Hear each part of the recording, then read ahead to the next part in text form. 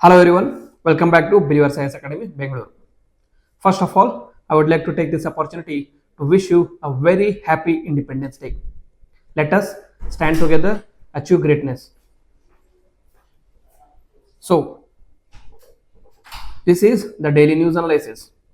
So, the first article for the day is from the Hindu, which deals with Indus Water Treaty.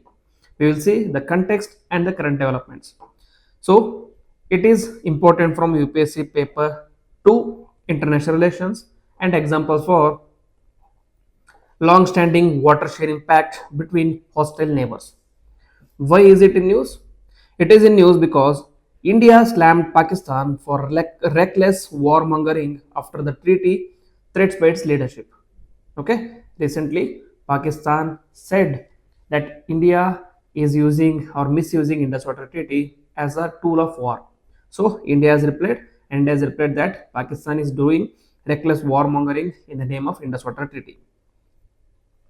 Following India's decision to keep Indus Water Treaty in abeyance in retaliation to Palgam terror attack, where 26 Indians were killed by Pakistani terrorists. The Hague-based Court of Arbitration ruled that suspicion of Indus Water Treaty cannot be unilateral, terming India's move inconsistent with the treaty's terms. Okay. Next, India has reiterated it does not recognize Court of Arbitration's legitimacy and legality or competence. Okay. So India said that Court of Arbitration doesn't have any impact on our ruling. We do what we like to do. So let us learn about Indus Water Treaty. The background. It was signed in 1960 in Karachi. It was mediated by World Bank. Signatories were Prime Minister Jawaharlal Nehru and President Ayub Khan from Pakistan. Purpose: peaceful sharing of Indus Water Treaty or Indus River System waters between India and Pakistan despite tense political relations during the period. The key provisions were it divided rivers into two parts. One is eastern rivers, other is western rivers. The eastern rivers are Satluj, Beas, and Ravi, which are full use by India. And next is western rivers, Indus, Jhelum, Chenab, primarily for Pakistan with limited use for India. Non-consumptive uses like hydropower, irrigation up to 3.6 MAF and transport. Okay, so two types of rivers, eastern and western rivers, where eastern is in complete support of complete control of India, whereas western is under the control of Pakistan. And there is a permanent Indus Commission. Two commissioners, one from each country, to share data, resolve issues, and facilitate inspections. And there is also dispute resolution mechanism. There are three levels of dispute resolution mechanism. Level 1 talks about bilateral negotiations through Indus Commission. Level 2, neutral expert who is appointed by World Bank. Level 3, court of arbitration for disputes not resolved by neutral expert. All these things were covered by Indus Water Treaty. So there is a comprehensive dispute resolution mechanism as well. Next is project approvals. India can build run-of-the-river projects on western rivers with the design restrictions to ensure minimal impact flow to the Pakistan. Okay, so these are certain provisions provided under Indus Water Treaty. Now, recently, before that, we'll understand the issues and challenges with Indus Water Treaty. Pakistan's frequent objections to India's hydropower projects on the Indus Water River, such as Kishanganga, Ratle, and Bagligar. Pakistan has always used the India's hydropower projects to fuel their political tensions or fuel their political gains. Okay, and then there is also dual track dispute resolution. Pakistan is approaching both neutral expert and court of arbitration, which India calls treaty misuse, because there is already a dispute resolution mechanism under the Indus Water Treaty. Now, if you are again going for court of arbitration and neutral expert, you are already breaking the treaty. Then geopolitical tensions and cross-border terrorism is affecting this cooperation. Next is climate change impacts on Himalayan glaciers and river flows. Finally, technological disputes over permissible design parameters for dams. Students writing mains this year, these topics become very important. India is kind of facing crisis with respect to water in its neighboring countries. Indus Water Treaty with Pakistan. Next, Teesta and Ganga River water sharing between Bangladesh. Then China building a dam on Brahmaputra, which is going to be an issue. And again, Kalapani issue with respect to Nepal. So India is facing a kind of water crisis with its neighboring countries. So this kind of questions can be important for you this year's UPSC prelims, sorry, mains. So just have an idea about what India is facing with what kind of neighbors. Implications of strategic move. What does India stopping the Indus Water Treaty lead to the implications? What are the implications of stopping of this Indus Water Treaty? Strategic is it uses water as a pressure on Pakistan. It raises deterrence value. Legal is could be viewed as treaty violation, strengthens Pakistan's case at court of arbitration. And with respect to security, it escalates tensions, possible threats to Indian dam infrastructure. So there are various implications of India's move to stop this Indus Water Treaty. However, this should not be seen as a way forward. So there should be mediations in the moving forward. And what should be the way forward is renegotiation and modernization of the treaty to account new hydrological realities, terrorism concerns, and climate change. Integrated basin management with better flood control and water use efficiencies. Then diplomatic signaling while ensuring technical compliance to avoid strong international backlash. Okay, so this disobedience of Indus Water Treaty cannot be carried forward indefinitely. So there has to be negotiations so that India can escape the criticism from court of arbitration or rest of the world. Next, moving on to the second topic, that is gallantry award. We'll see why it is in context and also learn about gallantry awards. In UPSC relevance, it comes under GS1 modern history, military heritage and honors, and GS2 role of honors in national integration and diplomacy. Why is it in news? It is in news because on the eve of auspicious Independence Day 2025, Draupadi Murmu approved 127 gallantry award, 40 distinguished service awards to armed forces and central armed police forces, including 16 BSF soldiers were honored for bravery during the Operation Sindoor against Pakistan.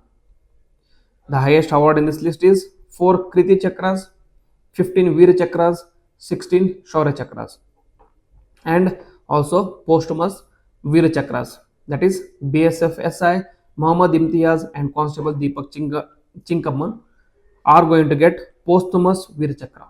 Posthumous is awards awarded post their deaths. Okay, so let us understand the history of gallantry awards in India. It was first instituted in 26 January 1950. Paramvira Chakra, Mahavira Chakra, and Veera Chakra. These were introduced as wartime awards. Later, on 4th January 1952, Ashok Chakra series were initiated for peacetime gallantry. Okay, Veera Chakra for wartime and Ashoka Chakra for peacetime. Aim was recognize acts of supreme courage, sacrifice, and devotion to duty in the face of enemy or during the life-threatening situations. Inspired partly by British colonial honors but adapted to Indian ethos and post-independence military traditions. Okay, next, significance. It provides national recognition and acts as a symbol of country's gratitude towards the defenders. Morale boost. It motivates serving personnel to uphold courage and sacrifice. And historical reward. It preserves stories of valor and prosperity, which goes on to inspire next generation of defenders. Strategic messaging sends strong message to adversaries about India's resolve, such as Pakistan and China. So, types of gallantry awards. There are two types, actually three types. One is wartime gallantry, next is peacetime gallantry, and other awards. In wartime gallantry, the highest is Paramvira Chakra, which is highest and most conspicuous bravery or self-sacrifice in the face of enemy. Mahavira Chakra, which is the second highest, acts of conspicuous gallantry in the presence of enemy. Veera Chakra, acts of gallantry in the presence of enemy. Okay, so it goes on from Param, Maha, and Veer. Okay, next is peacetime gallantry awards. Ashoka, Kriti, Kirti, and Shaurya. Ashoka is the most conspicuous bravery or sacrifice away from the battlefield. Kirti Chakra, conspicuous gallantry away from the battlefield. Shaurya Chakra is the gallantry otherwise than in the face of the enemy. Okay. Next, the other recognitions out of okay, other recognitions provided by the government are Sena Medal, Navo Sena Medal, Vayu Sena Medal for gallantry or distinguished service in Army for Sena, now for Navy, Air for Vayu Sena, and mention in dispatches. That is recognition of notable service in official reports. These are kind of recognitions provided by the government. Distinguished service medals such as Sarvottama Yuddha Seva Medal, Uttam Yuddha Seva Medal, and Yuddha Seva Medal. All these things are medals awarded or the awards awarded by the government of India for wartime and peacetime bravery. Next is a very interesting, a very burning issue, that is Supreme Court reserves order on the removal of stray dogs in Delhi NCR. GS2 polity and governance, GS4 ethics. That is why I picked up this topic. Ethics, compassion, justice, utilitarian versus right-based ethics, stakeholder responsibility. All these things become important for our discussion. Why is it in news? It is in news because Supreme Court has reserved its order on pleas challenging its August 11, 2025 directive to remove all stray dogs from Delhi NCR streets and confine them to shelters within 6 to 8 weeks. So, should the stray dogs be removed from public spaces? We will see certain arguments in favor and certain arguments against it. Stray dog management in India has been a recurring debate, with rising bite cases and rabies deaths on one hand and concerns over animal cruelty on the other.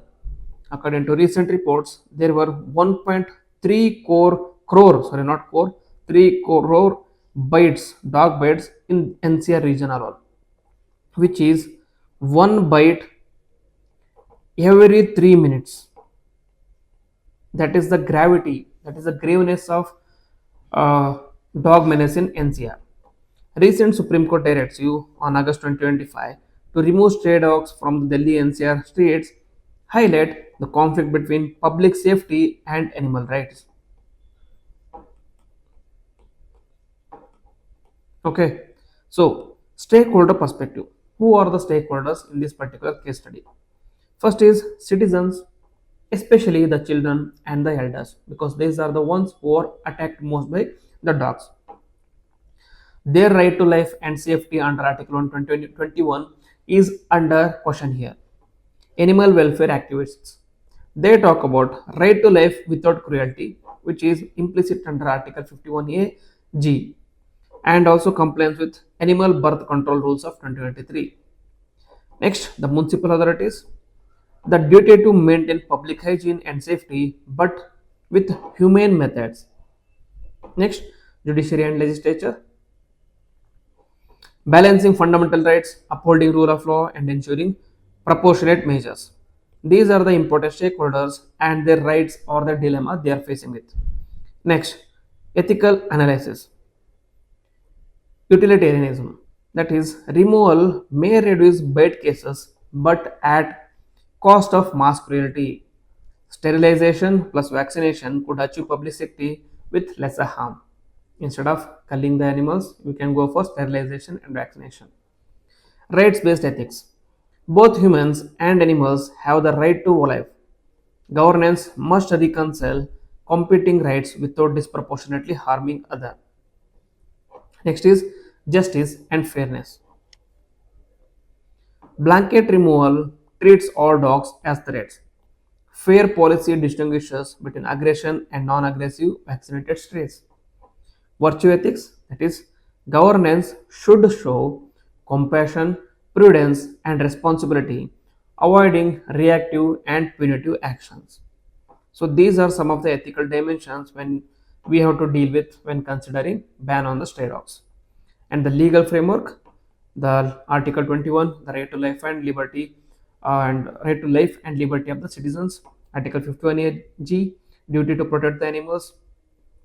Prevention of Cruelty Acts of 1960, ABC rules of 2023, which talks about sterilization, vaccination, and return to original location, relocation only in exceptional cases.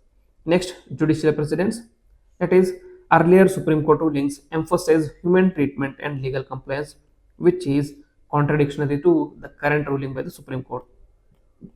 So, what should be the way forward? The way forward should be balanced approach between humanity and safety, between safety of the citizens and the life of innocent dogs. So there should be targeted action, that is, remove only aggressive high risk dogs after expert assessment. Strengthen ABC program, that is, mass sterilization and anti-rabies vaccination drives should be carried forward. Next, urban waste management, reduce food sources for stray population growth. Next, shelter capacity building, partnering with NGOs for human housing when necessary. Next is public awareness, education on coexisting with urban wildlife and basic dog safety. Finally, moving towards data driven policy, regular bite incidences, tracking, tracking to guide interventions. Okay, so this complete blanket ban on dogs or the stray dogs is very arbitrary in nature, so that has to be taken care, that has to be done with the care. So feel free to share your comments in the comment box. Next, COVID-19 and accelerated brain damage. So this is a very interesting topic, so I'll be bringing separate topic of the day for this topic. Okay, so I'll be covering the issue in that particular topic of the day. Next, why there is no Palestinian state? Historical context to the present.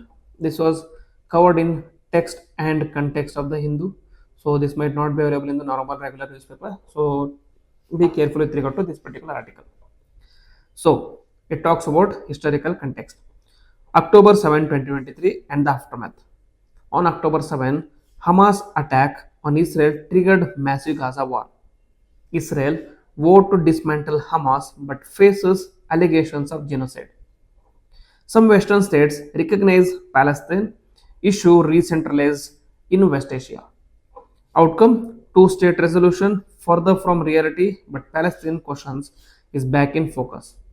That is, whether Palestine should be considered as a state or not.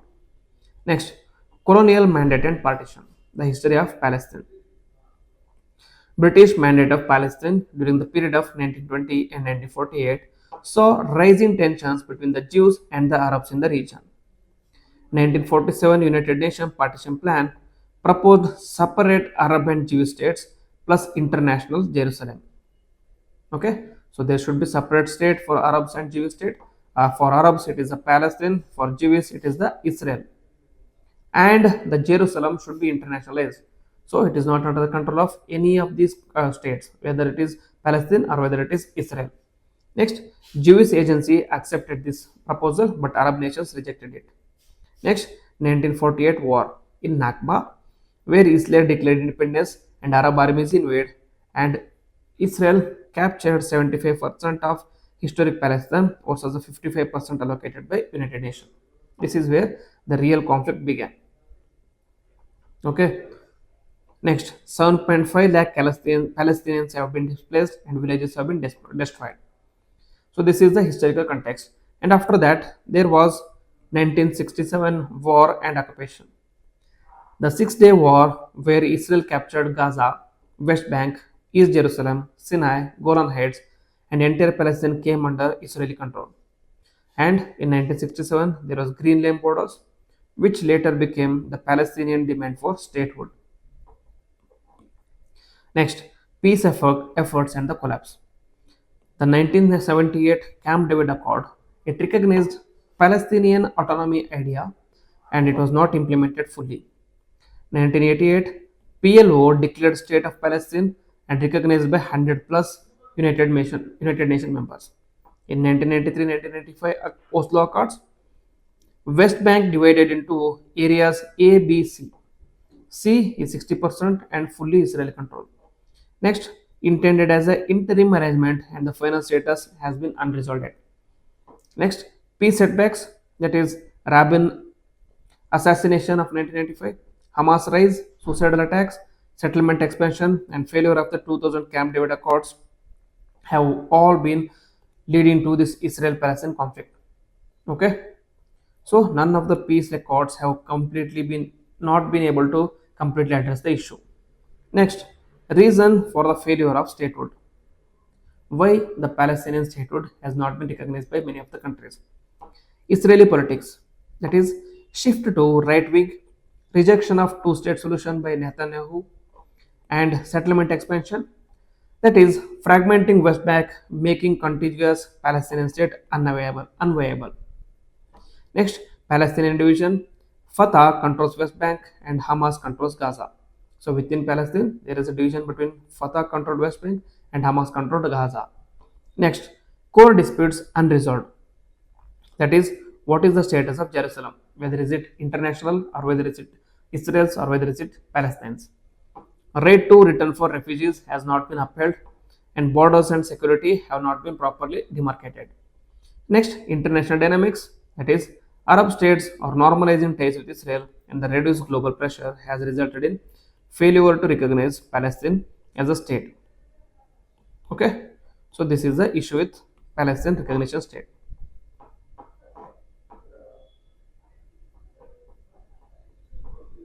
So these are some of the articles which I want to discuss with you today. The COVID-19, I will be bringing a separate topic of the day, and also there is a new hot topic, that is UPSC was recently questioned by parliamentary committee regarding the exam dates as well as exam time period. Okay, so the parliamentary committee said that why are you taking so much time to release answer keys, and why are you taking so much of time to conduct an exam which takes an almost a year. So UPSC has replied to these questions and we will discuss about this in a about UPSC's reaction to this parliamentary committee questions either in a topic of the day or in UPSC shorts. Okay, so this ends our discussion for the day with respect to news analysis. If you have any doubts regarding this, then please feel free to type your doubts in the comment box. And if you have any suggestions for me, feel free to write down in the comment box as well. And if you are new to the channel, please subscribe to the channel, click on the bell icon so that you don't miss any notification. With this, I will end the video. Jai Hind, Jai Karnataka.